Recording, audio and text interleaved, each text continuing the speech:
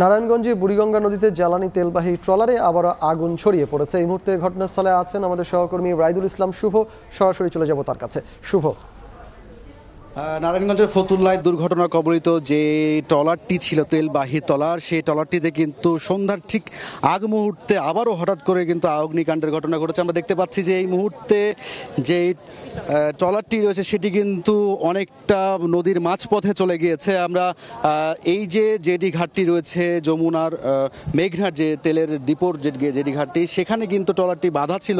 হঠাৎ করে কিন্তু আবারও আগুন লেগে যায় এবং আগুন লাগার পরে আমরা দেখতে পেয়েছি যে চারিদিকে কিন্তু আগুনের ফুলকানি এবং হচ্ছে যে পুরো আকাশ কিন্তু কালো ধোঁয়ায় ছেয়ে উঠে। এবং যেহেতু পাশে একটি মেঘনার তেলের ডিপো, পাশে তারপরে আবার যমুনার তেলের ডিপো ছিল, যার কারণে কিন্তু এটা আতঙ্ক বিরাজ করছিল সকলের মাঝে। এবং আস্তে আস্তে আসলে এই যে আমরা দেখতে পাচ্ছি যে ঘাট থেকে রশি দিয়ে বেঁধে দেওয়া ছিল যে এই ট্রলারটি, সেটি কিন্তু ছিঁড়ে আস্তে আস্তে নদীর স্রোতের কারণে সামনের দিকে এগিয়ে চলে যেতে থাকে। এবং এর পাশাপাশি আরও যে বিষয়টা আমরা দেখতে পেয়েছি যে ঠিক সামনে কিন্তু তেলবাহী জাহাজ, যেগুলো আসলে বড় যে জাহাজ সেগুলো ছিল, এবং সেগুলো কিন্তু দ্রুত সামনের দিকে সরিয়ে নেওয়া হয়েছে।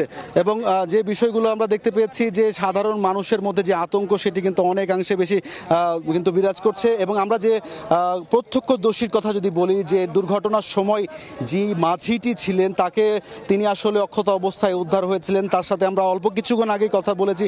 তিনি যেটি জানাচ্ছিলেন যে এখানে যে ট্রলারটিতে দুর্ঘটনা কবলিত যে ট্রলারটি, সেই ট্রলারটিতে কিন্তু প্রায় 20 থেকে 25 ড্রাম তেল ছিল, পাশাপাশি প্রায় 50 ড্রামের বেশি আসলে মোবিল ছিল।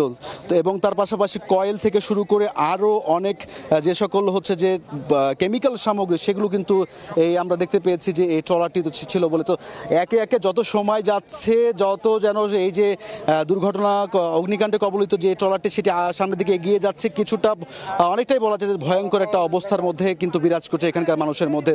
তো সব কিছু মিলিয়ে আমার কাছে নারায়ণগঞ্জ থেকে ছিল সবশেষ। নারায়ণগঞ্জ থেকে আমাদের সঙ্গে যুক্ত হয়েছিলেন সহকর্মী রাইদুল ইসলাম শুভ।